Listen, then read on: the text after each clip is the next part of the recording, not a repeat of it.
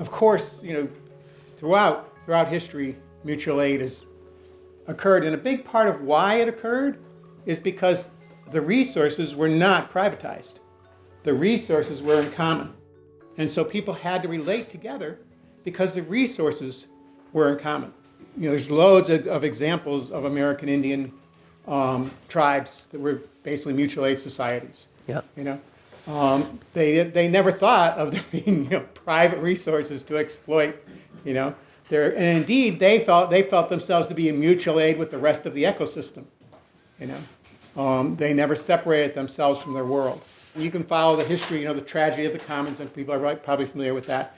It almost was, a way to concentrate power was to deny that there was a commons, and that's probably still a theme in what happens in our country. It's like the desire for people to deny the inevitability of a commons. We can't not have a commons, The rivers and streams can never be privatized. There's just no way you can privatize those because they're not in one place and they're alive. They're living, they're part of the entire environment around them too. And so those kinds of natural imperatives have basically been responded to intelligently in the past by mutual aid. And there's just loads of examples throughout history.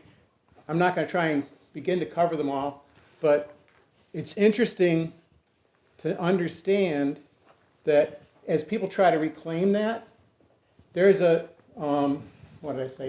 dichotomy, a paradox, whatever, in that what Lawrence Godwin in a book called Democratic Promise, which is a history of the populist movement, which kind of started with the Grange, but then went on till almost the end of the century. And there was a serious problem for the farmers, and there was an incredibly powerful movement.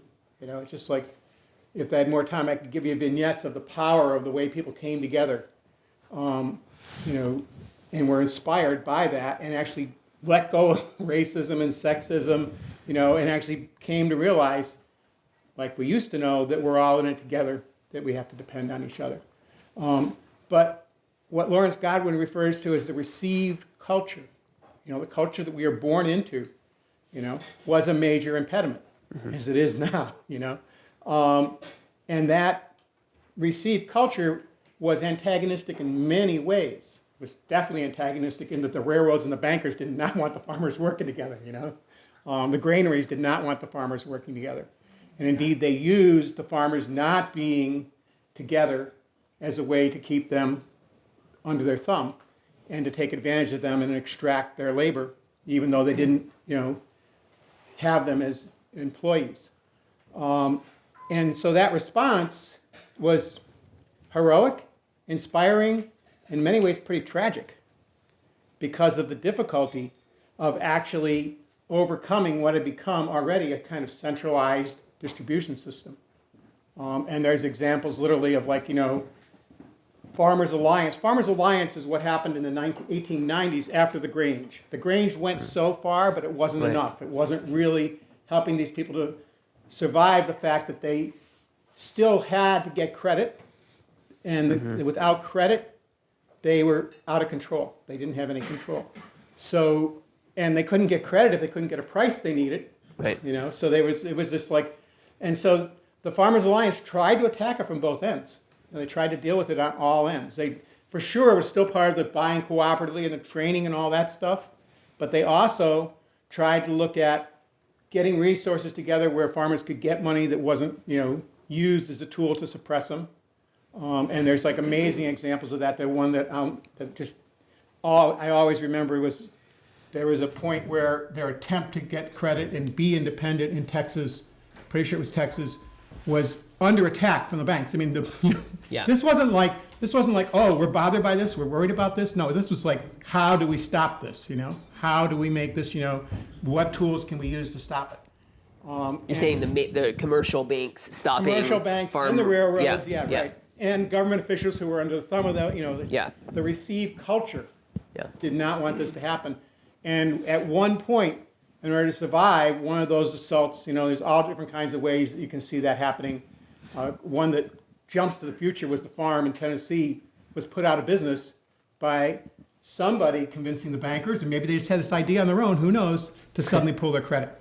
They were paying, they had powerful industries, small scale industries. They were economically viable, and they were very successful, and boom, all of a sudden they were bankrupt because the banks just said, we're calling your loans in. And so this is an ongoing aspect of trying to recreate mutual aid in the received culture. And the response at this one time was the farmers coming from hundreds of miles around to bring every bit of wealth they had to a central location to survive this attack on their credit. Mm-hmm. And they did it. Wedding rings, heirlooms, all kinds of stuff. They did it, and they managed to keep it going. The problem was they had now empty. And then a bad year, which was a lot of the places that were trying to do this shouldn't have ever been farmed. The grasslands, the southerly grasslands aren't really meant for farming. And so all you need is a drought. Annuals, right? Yeah, right, farming annuals. Yeah. For growing grain, which is what they were doing, or growing cotton, which is what they were doing. Yeah. So the Sodbusters, we're in an untenable situation. We don't necessarily have to be in that now because we're learning how to actually figure out what we should be doing in each place. Yeah. But that kind of pressure resulted in a realization that they had to act on a political front too. And that's a hard one to integrate with mutual aid. It's pretty easy for us to come together and learn how to cooperate on one thing, but to also then try to deal with the received culture and the political forces. And that actually was both the inevitable next step for the Farmers Alliance movement, which is incredibly powerful, and indeed resulted in, a lot of people probably know about what happened in Wilmington. That was a result of that movement, and so when they couldn't stop it any other way, they had a coup. Yeah. But that is something we just want to be aware of, that we have to be politically realistic and understand that we will be dealing with those forces. The more successful, right now it's no issue at all, but if we're more and more successful, it can become an issue. And so just being aware that you have to be resilient in that way, and probably the most important thing, which actually the populists were way good at, is education. They had that figured out really, really well.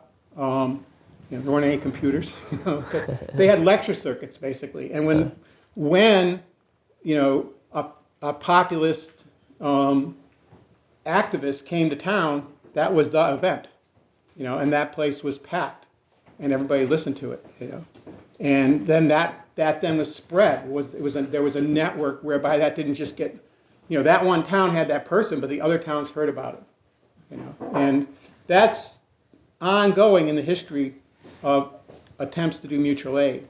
Mm-hmm. Similar stuff happened in Spain, which led to the strongest movement in Spain at the time that Franco, attacked the Second Republic, was actually an anarcho-syndicalist movement. And there were actually anarcho-syndicalist farming collectives too. And they had been doing education when they couldn't read even. Literally one person would come to a village and read a book to people, and they would memorize it and then pass that information around, And so that's what we have to understand is I'm not saying we should get political. I personally think that it's good for all of us to be aware of that, at least on a personal level. But I'm not saying that, in a way, I don't want to see the mutual aid become a leftist movement or a right-wing movement or anything else. I want people to get that we always cooperate together and that we always have to be there for each other. That's how neighbors thrive and in bad times survive. But we want to be aware that there are those pressures, and the solution is going to be education. Mm-hmm. That's going to be the solution always. So a key piece to a vibrant mutual aid society is going to be education and self-education. You don't have to have a lecturer come. Those lecturers actually arose from the movement.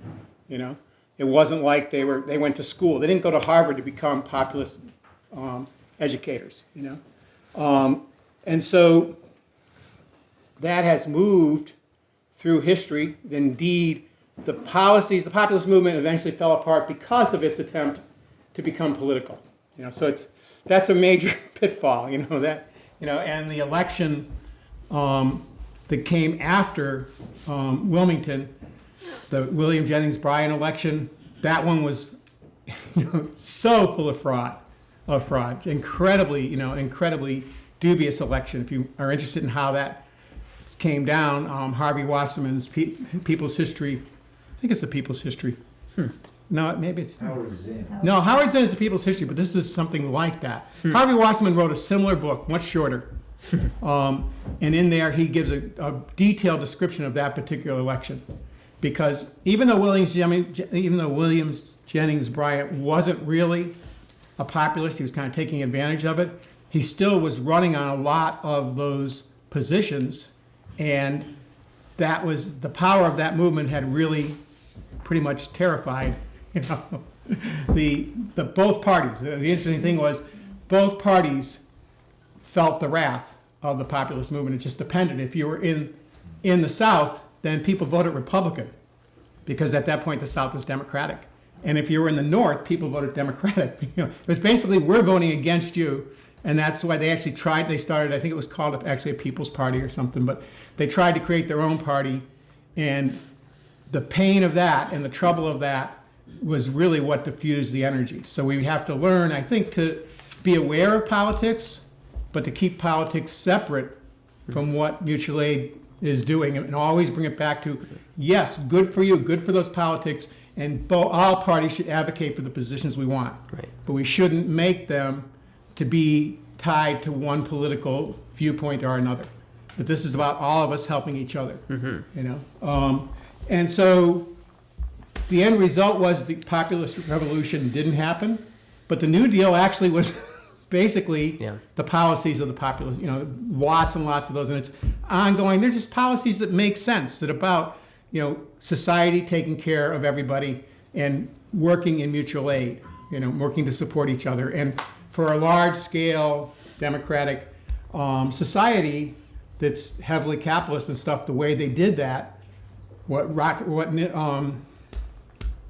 Roosevelt actually did was to adjust the tax structure to do the first mutual aid thing. Social Security is a mutual aid concept. We're all, investing in insurance so we have something to retire on. And the whole network of electrification and all that all was, on a large scale how we do this. And it was done with a very different tax structure. And I won't go into that now, but, that was basically, the culmination of all that work that was done ahead of time, And then the next wave we then went through the whole, the war, the prosperity, the anti-communist stuff, all that, and came to the 70s, and then there was a whole new wave, the next wave of that, and that's kind of where the organic growing movement got its, next. We were organic growers before World War II, right. And then we kind of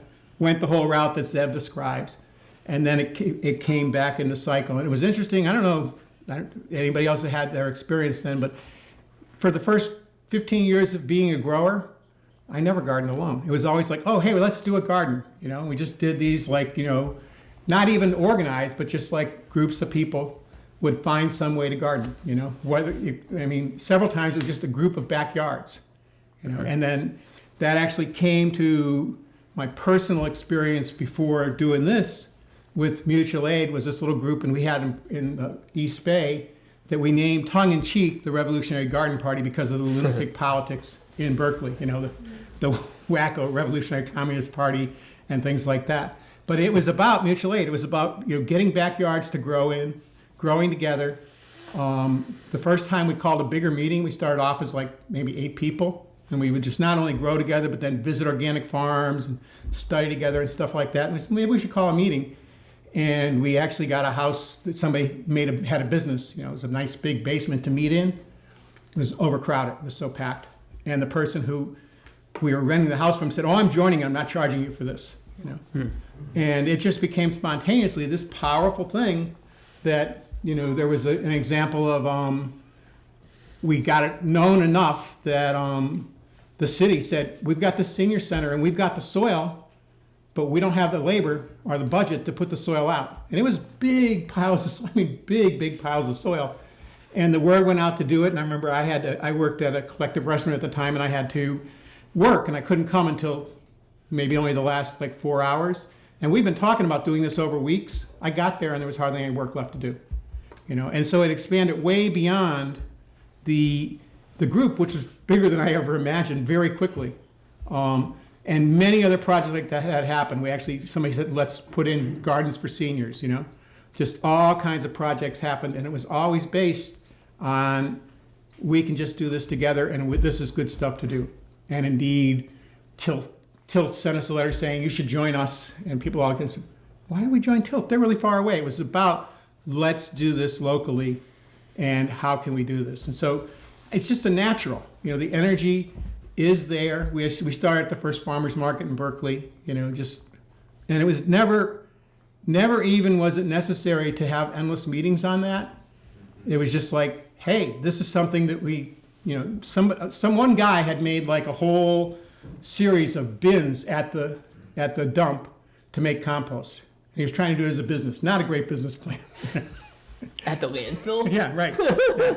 Like harvesting people's food scraps. No. Well, he was getting it from restaurants, but he got permission to use the landfill because they thought they should compost, but they weren't.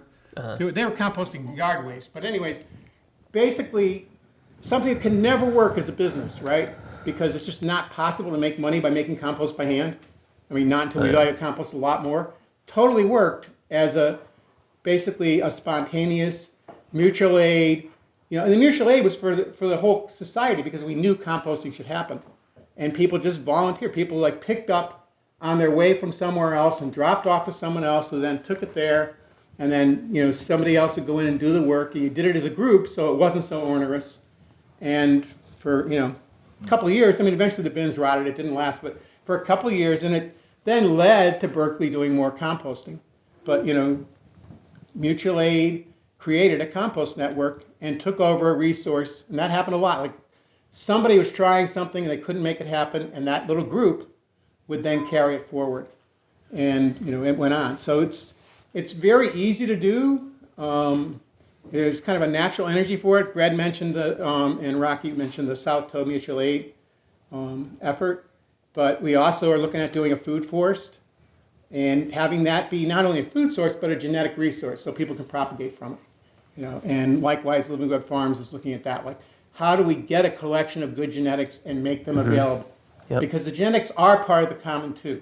And that's what I referred to with what the Indian farmers were doing. They already are seeing they're getting harvest where they weren't getting harvest because they stopped listening to above and started paying attention to the past and the wisdom of the past. And I could give you many other stories of that. The Green Revolution is a whole series of stories of coming in saying this is better when actually it wasn't. And sometimes the results are tragic because the people have totally lost their seeds, and sometimes people have come back with their own good, real adapted genetics to that area and saved it, And when I say that, I'm not trying to say that there's nothing that's come from, the advances we've made in agriculture. There's some good stuff that has come, but it needs to be part of the commons. We need to maintain control of it. It needs to be, of our community and not something that we accept from the experts with the best stuff. And so that's basically where my energy is, and that's, I don't have to even put a name on it, mutual aid, but I love the name mutual aid. For a little bit of history, do people know where that first, the name was first used? Do people know about Peter Kropotkin? Peter Kropotkin was a prince, a Russian prince, who became an anarchist because he was inspired by justice.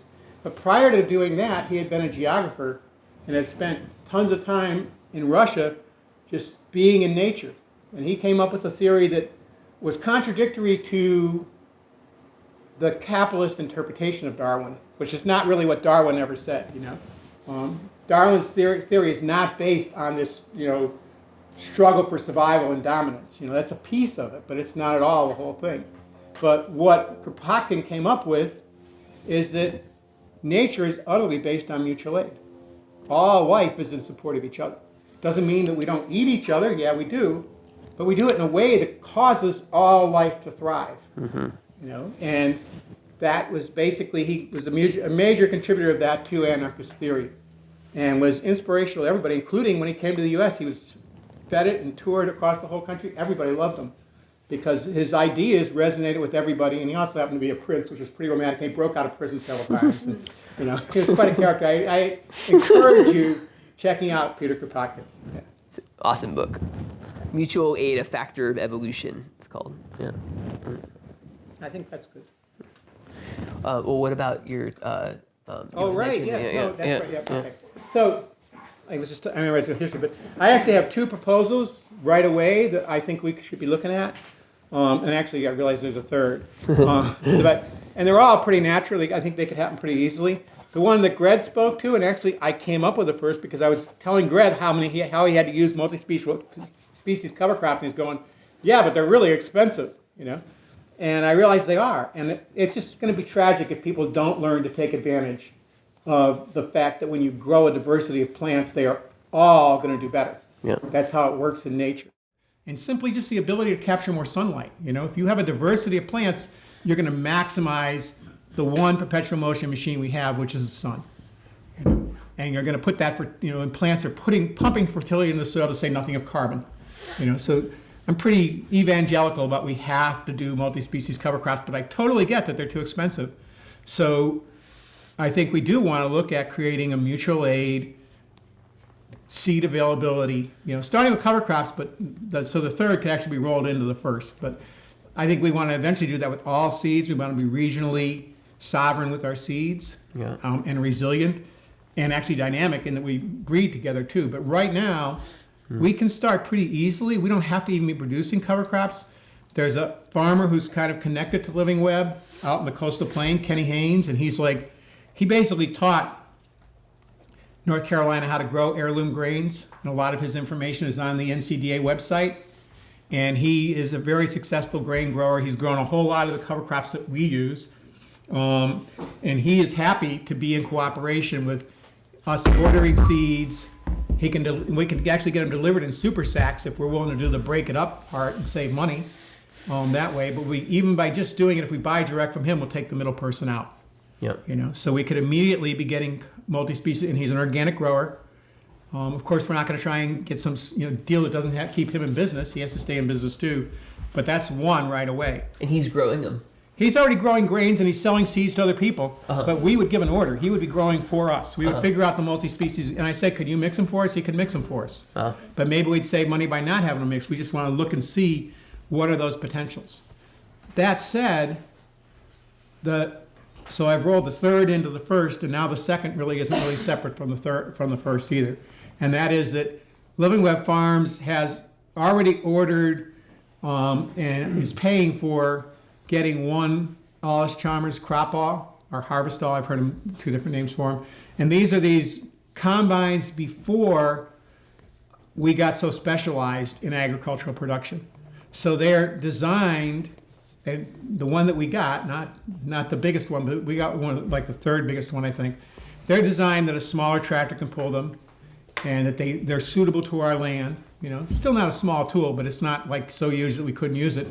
And most importantly, they're designed to be able to harvest 102 different crops. So essentially, we could just, we could be growing feed, we can be growing cover crop seed, we could be developing seed businesses, if we have this equipment. We hope to get two. We're buying three, and we're paying the person we're buying from them to make us one, and then look at whether or not we can make two out of the two that are left. But we also then, because we had our radar up, stumbled upon the fact that somebody in South Carolina was giving one away. So we now have another one here. And we're also I've a long time had a dream of one of our classes being a year-long class, or as long as it takes class, where Lisa and Taylor come in and film like once a month, key pieces of how you do it, but an ongoing meet once a week or meet every 2 weeks or something and work together on rehabilitating an old piece of farm equipment. Lots of that old farm equipment is way more suitable to our scale than what we can buy now. And if you want to buy a combine, yeah, well, mortgage your house, Yeah. So that is the other piece. But when I look at that, I have actually tried to share equipment and it didn't work out very well. I think that we want to develop a system, and my vision actually, but I'm open to talking about it completely, is to basically, as a group, hire a person. You know? That's how they used to do it. I mean, the person who had the equipment would go around different fields and hire out to do the. Right, exactly, yeah. But maybe now we can't, maybe we have to help them buy it. Yeah. And that reduces our costs when they come, you know? It's just too hard for one thing, this particular tool is not that straightforward. I mean, it's gonna take some savvy, you know, and we lose a lot of time trying to figure it out each time. If somebody came with it and knew how to use it, Yeah. and they'd also know how to maintain it, and they'd be invested in maintaining it because it's their living. Whereas if you share equipment and you're a busy farmer, sometimes maybe you don't do quite as much maintenance as you should because you got to get back to your farm and it's not your problem. You know, Right. Probably not even a conscious consideration, but just the way we do triage as farmers. And boy, are farmers doing triage. You know. So, anyways, those are my thoughts. You know, and then I think the other piece is, like I said, rolling the third part in, us working together to save seeds, breed seeds, and actually create enough seeds that we can distribute them that are suitable to the area. And there's now a whole organic Southeast seed project, and I think that we could, as a mutual group, build our own sovereignty, but also develop new economic opportunities.